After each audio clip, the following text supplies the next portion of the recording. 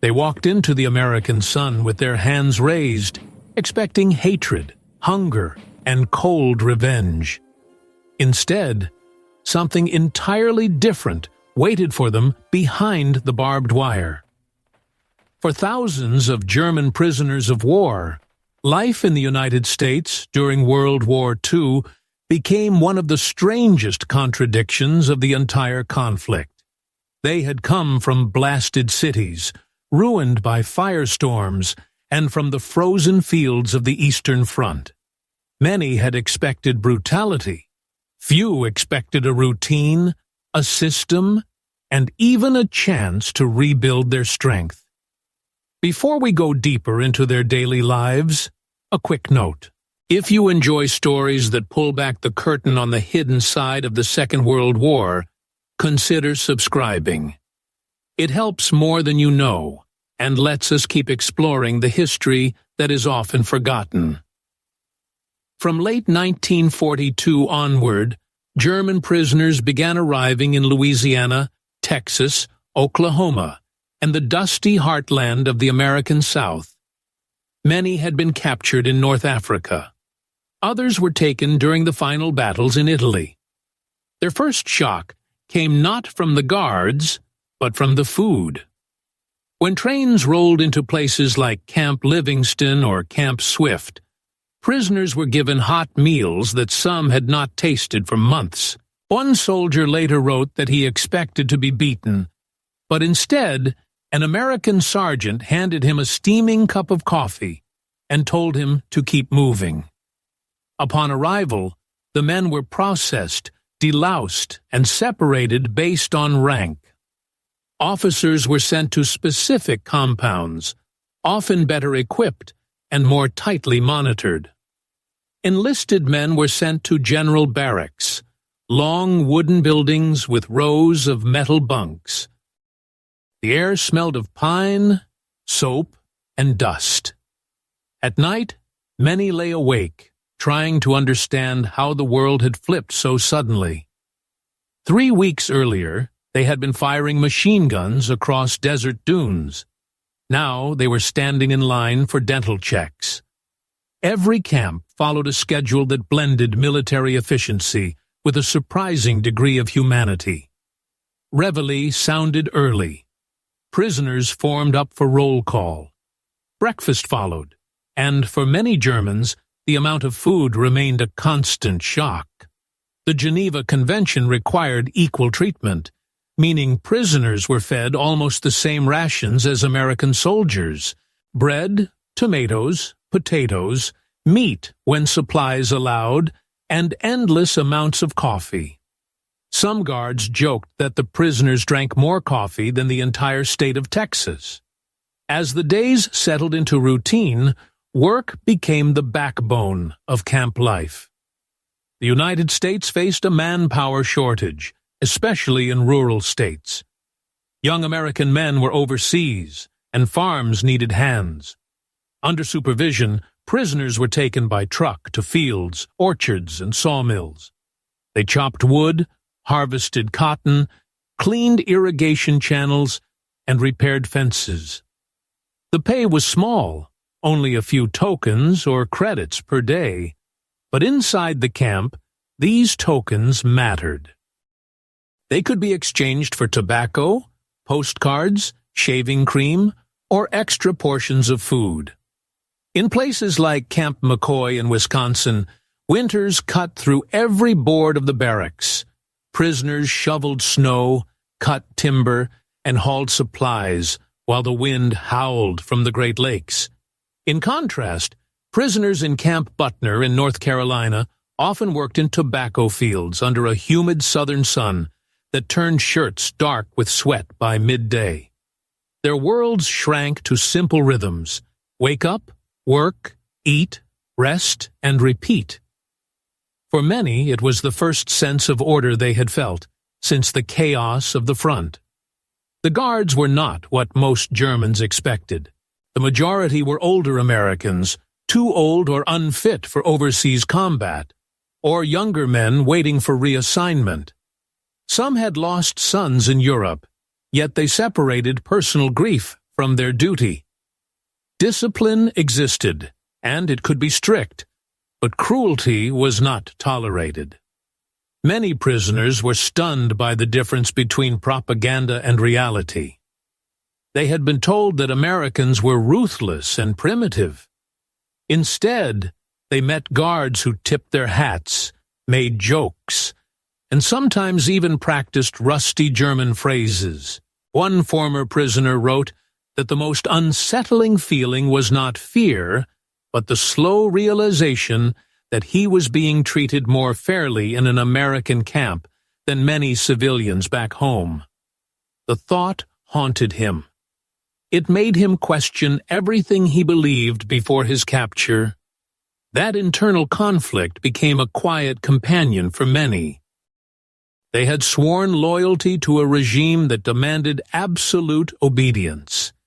Yet here, in these wooden barracks, they found a version of life that was structured, predictable, and strangely humane. Rumors spread quickly in the camps. Men compared notes from different regions, swapping stories from Camp Carson in Colorado or smaller branch camps scattered across the Midwest. Some tried to exaggerate their experiences, claiming tougher guards or harsher work. Others spoke honestly about the relief of being alive, far from artillery and bombing runs. For many prisoners, the moral weight of the war hung over them like a shadow. Some worried about their families in Hamburg, Bremen, or Cologne. Letters arrived months late, filled with warnings about shortages, destroyed neighborhoods, and missing relatives. Nighttime in the camps carried a quiet intensity. The spotlight towers scanned the perimeter slowly. Crickets hummed. The wooden walls creaked as men turned in their bunks. Some read books from camp libraries, often donated by local communities. Others played cards or carved small pieces of wood into figures, ships, or animals. Creativity filled the empty hours. For the first time in years, they were not running, fighting, or hiding. This stillness felt almost unnatural. Even in the early months, there were tensions. Some prisoners still clung fiercely to ideology. They formed small, secret groups, asserting dominance over others and trying to maintain the old hierarchy. But this inner conflict never fully defined camp life. For most men, survival meant adapting to a new reality. You learned the routines, you followed the rules, you waited for news of home, and you prayed quietly that the war would end before you grew old behind the wire. As weeks turned into months, the camps developed their own rhythm, something between a military outpost and a small, self-contained town. For many prisoners, the early shock of capture slowly faded, replaced by something they had not expected to feel on foreign soil. Routine, predictability, and even a cautious sense of stability. Life behind the wire did not erase the pain of defeat or the uncertainty of the future, but it gave thousands of captives a structured environment where each day unfolded with almost mechanical precision. Work crews remained the center of this daily order. Trucks rolled out at dawn, kicking up dust as they carried men to farms, canning factories, and forestry projects. Farmers often greeted them with mixed emotions. Some saw the prisoners as a lifeline during a labor crisis. Others kept their distance, wary and silent. Yet as the seasons passed, walls of suspicion softened. Men who had once aimed rifles at each other now worked shoulder to shoulder, pulling crops out of American soil. One farmer in Texas later recalled that the prisoners were polite, hard-working, and strangely grateful for simple things like cold water and a shady place to rest. Inside the camps themselves, discipline remained strict but predictable. Barracks inspections, tools counted at the end of work shifts, and fences checked every evening. Yet underneath that structure, a quiet human world grew. Conversation spread through the barracks at night, low murmurs in the dim glow of lanterns. Some prisoners spoke about home, describing the smell of forests near Munich or the sound of church bells ringing across small villages. Others avoided such memories entirely, fearing what had happened to their families during the bombings. Education soon became one of the most unexpected parts of camp life. American authorities allowed prisoners to hold classes run by their own educated officers or university students captured on the front. In places like Camp McCoy, makeshift classrooms appeared inside repurposed barracks. Men sat on simple benches, listening to lectures on mathematics, engineering, agriculture, or literature. Books arrived from the YMCA and the Red Cross, filling shelves with works by American authors that many had never encountered before. One prisoner later wrote that he learned more English inside an American camp than he had in all his years of school back home. Music played an equally powerful role in shaping the social fabric of the camps. Many prisoners had brought small instruments, or managed to build new ones from scrap wood and wire. Orchestras formed in several camps, complete with brass sections, drums, and violins. They performed concerts on weekends, sometimes attended by guards and local visitors. The music echoed across barbed wire, softening the harsh edges of captivity. It was a reminder that even in wartime, culture could not be suppressed. Perhaps the strangest aspect of life behind the wire was the way entertainment became a survival mechanism. The prisoners organized theaters, wrote plays, and painted elaborate backdrops using whatever materials they could find. In Camp Swift, one group of prisoners built a full stage inside a large recreation hall, complete with lighting made from salvaged bulbs and handmade curtains. Performances ranged from comedies to dramatic retellings of classic stories. For 2 hours, they could forget the war, the fences, and the uncertainty waiting outside. Sports took on a similar importance. Soccer fields were marked out with lime powder, and teams formed quickly. Matches became major events, drawing hundreds of spectators who shouted encouragement and teased their rivals. Baseball fascinated many prisoners who had never seen it played before. Guards explained the rules, and soon teams of Germans were swinging crude wooden bats at leather balls, laughing when they missed, and cheering wildly when they connected. These competitions built camaraderie and gave men a physical outlet for tensions that otherwise simmered beneath the surface. Despite the relative stability, the camps were not completely free from danger. The barbed wire remained a clear reminder that this was captivity, not freedom.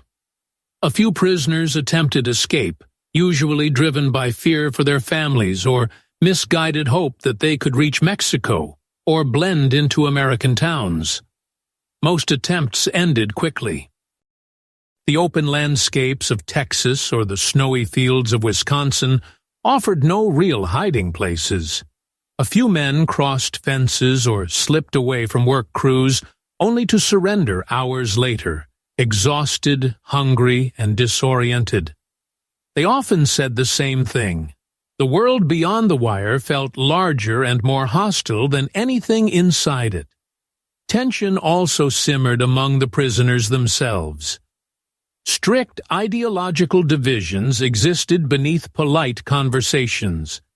Some men still clung fiercely to their political beliefs, while others had become disillusioned and simply wanted the war to end. Conflicts erupted at times, usually in whispered arguments or tense standoffs rather than open violence. American commanders monitored these internal dynamics carefully, trying to prevent organized groups from taking control. It was a delicate balancing act, ensuring order without suppressing every expression of identity or belief. Mail became the emotional lifeline of the camps. Letters arrived slowly, sometimes months after being written, carrying fragments of lives left behind. Many described destroyed homes, empty streets, shortages, and rationing. Others contained hopeful lines from mothers, wives, or siblings reassuring their loved ones that they were still alive. The act of reading these letters often silenced entire barracks. Men who had been laughing moments before would suddenly sit motionless, gripping thin sheets of paper as though they might dissolve if handled too roughly. Some cried openly. Others folded their letters with mechanical precision, placed them inside makeshift boxes, and stared at the ceiling for long, heavy minutes. As winter approached in the colder states, life took on new challenges. Frost crept into the cracks of the barracks. Water froze in the metal barrels outside. Every breath in the early morning felt like a stab of ice. Yet work continued. Prisoners shoveled snow, carried logs, and repaired fences while their boots crunched across frozen ground. Guards wrapped scarves around their faces and stamped their feet to stay warm. Despite the harsh weather, many prisoners admitted years later that these winters were among the safest and most stable periods they had experienced during the entire war. Evenings brought a sense of reflection that grew stronger with each month. Men wondered how long they would remain in America, what their homeland would look like when they returned, and whether their families had survived. The future felt like a distant horizon hidden by fog. But for now, life continued. The camp lights flickered on. The guard towers glowed softly. And another day behind the wire came to a quiet, uneasy end. The deeper the prisoners settled into camp life, the more they began to notice the quiet undercurrents that shaped their world behind the wire. A strange paradox unfolded day after day. Freedom and captivity existed in the same narrow space. Men could walk the length of the compound, take classes, play instruments, and breathe clean air. Yet a fence stood only a few steps away, reminding them that their futures were not their own. For many, the most surreal part of life in the United States was the stark contrast between what they expected from their captors and what they actually experienced. American officers knew that treating prisoners fairly was not simply a matter of goodwill. It was strategy, diplomacy, and compliance with international law. They understood that millions of American soldiers were held in camps across Europe, and any mistreatment on American soil could be used as justification for retaliation overseas. This recognition produced a system that balanced firmness with consistent decency. The result was a daily life that many prisoners later described as structured, predictable, and at times surprisingly humane. One of the clearest expressions of this system was the camp canteen. It was a small building in most camps, stocked with everyday items: shaving blades, hair tonic, postcards, notebooks, cigarettes, candy, and occasionally canned fruit. Prisoners purchased items with credits they earned from labor. The canteen became a social hub, a place where men clustered after work, bargaining for favorites or saving tokens for something special. A man might work all week for a tin of sweet jam, saving it for a cold morning when it tasted like a memory of home. food remained a constant point of fascination for many prisoners. The portions were larger than what they were used to, and the consistency shocked them even more. Bread was fresh, potatoes plentiful, and meat occasionally appeared in stews that steamed in metal trays. Coffee flowed in quantities that astonished men who had grown used to thin, bitter substitutes back home. Some joked that they had become more dependent on American coffee than on anything else in the camp. At the same time, others could not shake the guilt that came with eating well while their families starved under the weight of war. Interaction with local communities varied across the country. In some areas, especially rural states with strong agricultural traditions, civilians slowly warmed to the presence of the prisoners. People would drive past work crews and slow their cars to watch the men harvesting or clearing land. Sometimes farmers offered small gestures, a cup of cold water, a slice of melon during hot afternoons, or a nod of appreciation. In a few towns, trust grew enough that some prisoners were allowed into local homes for meals, always under supervision, but with a level of openness that few had expected. These encounters stayed in their memories for decades. For other communities, however, acceptance never came. Some Americans had lost relatives in battles across Europe, and the sight of German uniforms stirred pain that had no easy outlet.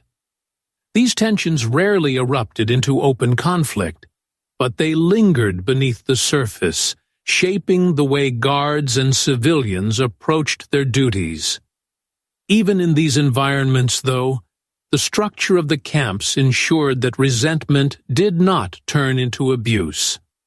Officers enforced strict codes of conduct, and any guard who stepped beyond the rules faced disciplinary action. Inside the wire, creativity flourished in surprising ways. Carpenters built furniture and carved small sculptures.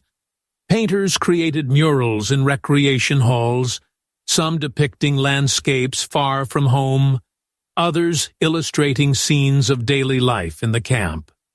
One of the most impressive creative efforts took shape in a camp in Texas, where prisoners constructed an entire miniature village from scrap wood, complete with streets, storefronts, and a tiny church. They worked on it for months, shaping the pieces with careful precision. When visitors from nearby towns were invited to see it, many had trouble believing that it had been built with nothing more than improvised tools and patient hands. Theatrical performances grew into major events that pulled entire camps together.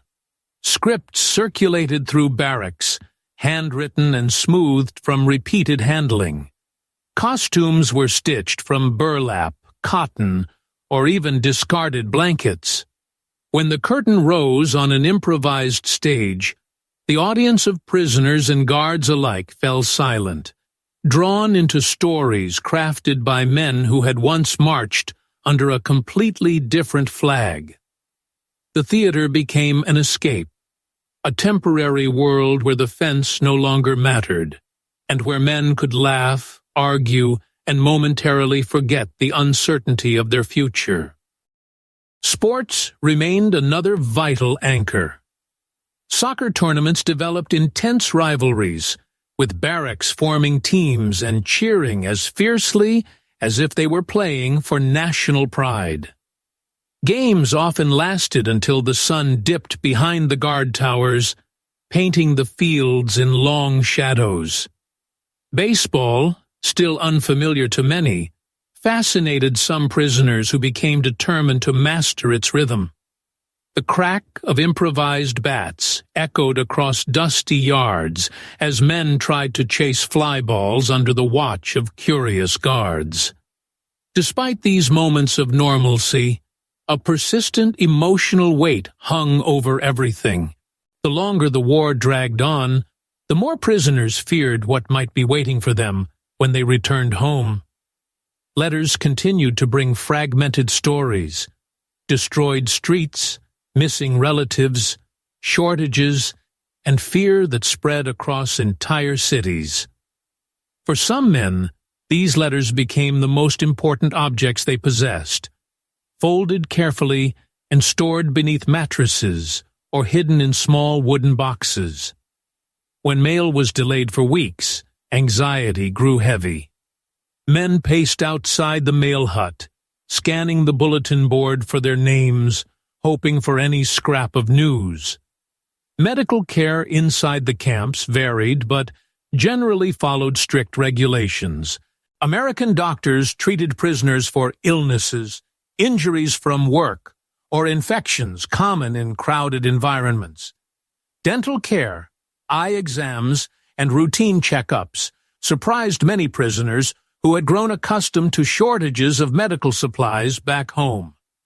One former prisoner later said that the first time he received proper medical treatment was inside an American camp, and that this realization shattered much of what he believed before he was captured. Nightfall brought its own kind of stillness. After evening roll call, the camp settled into a quiet rhythm. Lanterns flickered through the barracks, turning the wooden walls golden. Men wrote letters, played cards, or whispered quietly about their fears and hopes. Some could not sleep and walked the perimeter paths, always under watchful eyes from the towers. They listened to the wind rustling through the fences and wondered how long their lives would remain suspended between past and future. What none of them realized at the time was that the end of the war would not bring immediate freedom. Their journey home would be longer, more complicated, and filled with new challenges neither they nor their captors were prepared to face. As the final year of the war approached, a quiet shift began spreading through the camps. It was not marked by any single moment, but by a gradual change in the way prisoners walked, talked, and waited.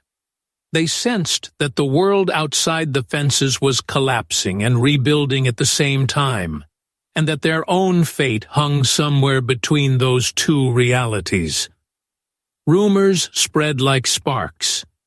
Germany was losing ground, cities were falling, and the war might soon reach its end. Yet uncertainty grew just as quickly. None of them knew what surrender would truly mean for the millions of people scattered across continents, living through devastation that stretched far beyond the horizon. Inside the camps, life continued with the same rhythm as before, but now every routine carried extra weight. Work crews moved through wheat fields and forests with a different energy, as though each swing of a tool pushed them one step closer to an unknown future. Guards noticed it too. Men who once joked freely now fell silent during long rides back from the fields. Even the casual trades inside the canteen slowed down. Many prisoners began saving tokens, not to spend, but because they felt safer keeping something in reserve, even if those tokens meant little outside the wire. Conversations in the barracks shifted from stories of home to questions about what would happen when the fighting stopped. Some feared being sent back to ruins and shortages worse than anything they had imagined. Others worried about how they would be treated upon return, unsure whether their families or communities would welcome them.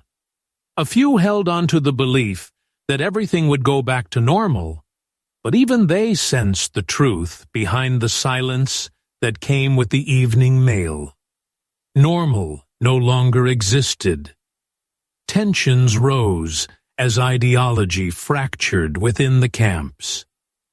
Small groups continued to push strict loyalty to their beliefs, insisting that the war was not truly lost, or that a final push might change everything. But most prisoners had grown exhausted by the strain of the past years. They preferred honesty over imagination. They wanted safety, stability, and a future free from the violence they had survived. American officers monitored these internal divisions carefully, but the conflicts rarely escalated beyond heated whispers and the occasional scuffle. The shared weight of uncertainty kept most men focused on endurance rather than conflict. Work details remained mandatory, and they grew even more important as the United States faced ongoing shortages of labor. Prisoners harvested cotton, picked fruit, and worked in lumber mills, helping fill gaps left by American soldiers fighting overseas. They repaired roofs, loaded freight, and built access roads. Some guarded livestock from predators, walking across wide ranges in the early morning frost. The work gave structure to the days, and for many prisoners, that structure became the only way to keep anxiety from overtaking them. One of the most remarkable developments during this period came from cultural contact with American communities. In some regions, farmers organized small gatherings after workdays, offering supervised meals or simple refreshments. Though these interactions were always monitored, they created a sense of fragile trust. Prisoners discovered that American families often lived modest lives, working long hours and dealing with shortages of their own. In these moments, the distance between captor and captive seemed to shrink, replaced by a shared understanding of hardship. Yet not every region welcomed the prisoners with openness.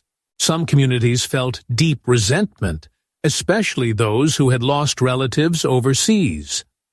The sight of German uniforms stirred memories of battles, fear, and grief.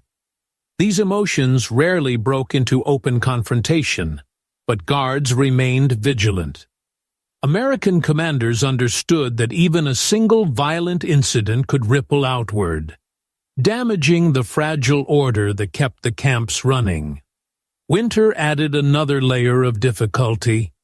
In northern camps, such as Camp McCoy, icy winds scraped across the barracks, slipping through cracks and chilling the wooden floors. Prisoners wrapped blankets tightly around themselves and huddled near stoves, listening to the metal roofs groan under heavy snow. Despite the cold, work continued. Men trudged through snowdrifts to chop wood and clear paths, their breath hanging in the air like thin clouds. Even the guards struggled, stamping their feet to stay warm and gripping rifles with gloved hands, stiff from frost. Entertainment remained a lifeline. Theaters continued to perform plays, though scripts grew more serious, reflecting the mood of the times. Instead of light-hearted comedies, prisoners wrote dramas about longing, fear, and the fragile nature of hope. Musicians rehearsed pieces that echoed through the camp like distant memories. When the orchestras played, the notes drifted beyond the barbed wire, mingling with the wind that rustled through tall pines or swept across open fields. These performances reminded everyone that, even in captivity, imagination could still carve out space for something human. Letters from home became heavier with each passing month. Many described severe destruction. Entire neighborhoods were gone. Streets had turned into forests of broken stone, and food shortages had worsened. Some letters carried tragic news that left men stunned into silence for days. Others brought small glimmers of hope, describing relatives who had survived, crops that had grown despite bombings, or communities beginning to rebuild. These letters defined the emotional heartbeat of camp life. Joy and sorrow arrived on the same thin sheets of paper. Then came the moment that changed everything. News arrived that the war in Europe had ended. Some prisoners heard through guards, who whispered it to them with genuine sympathy. Others heard it shouted across the yard by men who could not contain their disbelief. The reaction inside the camps was not one of celebration. It was a rush of relief mixed with fear. The end of war did not mean immediate return. It meant decisions, negotiations, and logistics that stretched far beyond the fences. Many prisoners realized that their journey back home might take months or even years. Some men fell to their knees in quiet prayer. Others stared into the distance, imagining ruined cities and loved ones they had not seen in years. The uncertainty that followed was almost worse than the war itself.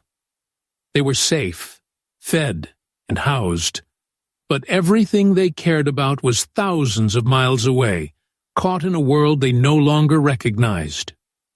Night fell over the camps, and the barracks filled with whispers. Some men cried openly. Others sat in silence, gripping the edges of their beds. Guards moved slowly through the perimeters, knowing the prisoners needed space to process what had happened. No one slept much that night. The air felt heavy, as though the entire camp understood that life had shifted in a way that could never be undone. But the most difficult chapter was still ahead of them. The journey home would test them in ways they did not yet understand, and freedom would not arrive as quickly as they had hoped. The surrender in Europe reshaped the world almost overnight, but inside the American camps, time moved more slowly.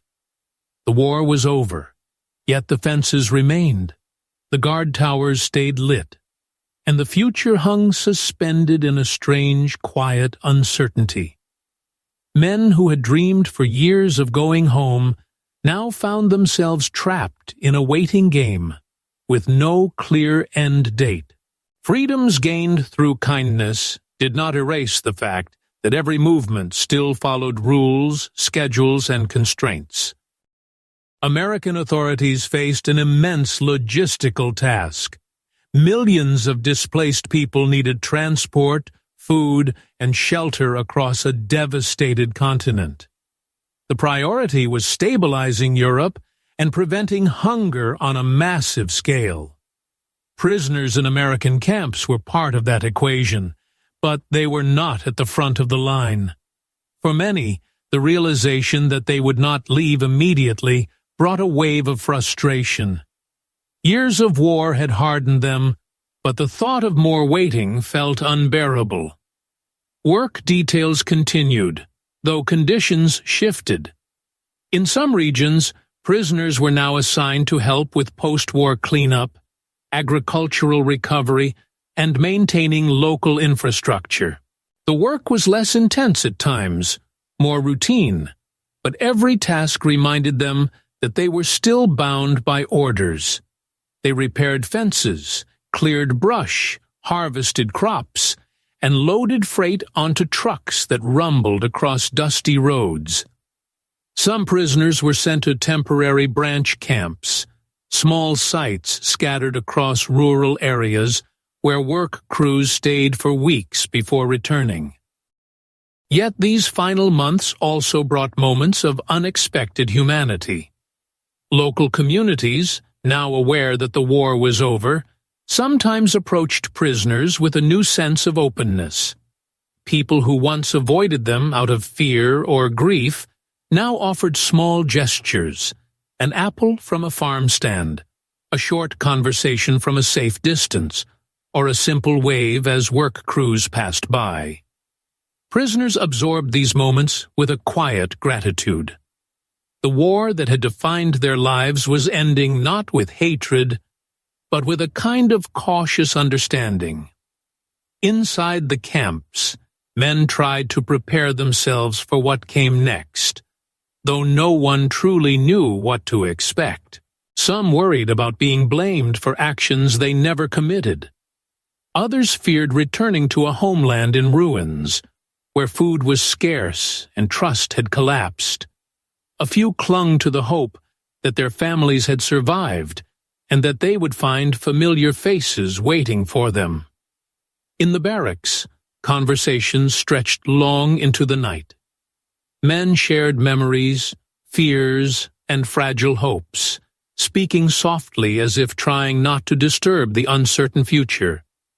The emotional strain grew heavier as more reports arrived from Europe. Letters described shortages so severe that entire towns relied on limited rations. Some men learned that their homes no longer existed, flattened by bombings or burned alongside entire neighborhoods. Others discovered that their families had fled to unknown locations. These moments broke even the strongest among them. Barracks fell silent as men read 3 or 4 lines of text that shattered the world they had been imagining since the day they were captured. Yet life continued. Theaters still performed plays, though the themes had changed. Stories reflected loss, resilience, and the fragile hope of rebuilding. Musicians continued to rehearse, filling recreation halls with songs that echoed with a sense of longing. Art projects evolved too. Some prisoners began carving small wooden gifts they hoped to bring home. Miniature landscapes, figures, or ornaments shaped with careful attention. These pieces carried the weight of memory and the belief that home, whatever shape it now held, still mattered. Gradually, announcements began to spread through the camps. Some men would be transferred first. Others would leave in larger groups. A few would be sent across the Atlantic to Europe, through ports in the northeastern United States. The process unfolded slowly, almost painfully so. The day a prisoner finally heard his name on a departure list was usually silent at first. Only later did the reality settle in that captivity was ending. Some men broke down in tears. Others packed their belongings with shaking hands, folding blankets and clothing with ritual precision, as if each movement brought them closer to the life they once knew. Departure days were emotional for everyone. Prisoners lined up with duffel bags slung over their shoulders, waiting for trucks that would take them to ports or rail stations. Guards, who had watched over them for months or even years, sometimes exchanged short handshakes or quiet farewells. There were no grand speeches, just brief, honest words between men who had lived in the same strange world of duty, order, and restraint. The journey home was long, marked by overcrowded ships, anxious nights, and the constant fear of what lay ahead. When they finally reached Europe, many prisoners found themselves in landscapes that felt unfamiliar, even when they stood in places where they had once walked freely. Cities were silent except for the sound of rebuilding. Streets were filled with rubble, and whole districts had transformed into open fields of debris. Reunion with families brought joy, relief, and heartache mixed together. Some men returned to loved ones who embraced them with overwhelming emotion. Others discovered that their families had vanished into the chaos of war, leaving only questions. The emotional shock of returning from the structured world of the camps to the fragile, broken reality of post-war Europe became one of the defining challenges of their lives. Many later said that adapting to freedom was more difficult than adapting to captivity. Despite the hardships, thousands of former prisoners carried with them memories of their time in the United States that shaped the rest of their lives. They remembered guards who treated them fairly, farmers who shared small kindnesses, and camp communities that allowed them to study, create, and reconnect with their humanity. For some, These memories formed a foundation for reconciliation, paving the way for friendships and connections between nations that had once stood on opposite sides of the battlefield. Years later, many of these men wrote about their experiences, describing the surreal combination of captivity, dignity, and cautious hope that defined life in the American camps. They spoke of nights filled with quiet reflection, days built around work and learning, and the strange sense of gratitude that emerged from a place they had once feared. The war had destroyed their world, but inside those fences they found a structured environment that allowed them to endure. Their stories remind us that even in the darkest chapters of history, moments of humanity can rise unexpectedly. The barbed wire, the guard towers, and the strict routines were real, but so were the friendships, the music, the theater, and the small acts of kindness that helped thousands of prisoners survive the uncertainty of war and return to the world beyond the fence. If you want to see more forgotten stories from the Second World War, consider subscribing. It helps keep these histories alive and lets us dive deeper into chapters that should never fade into silence.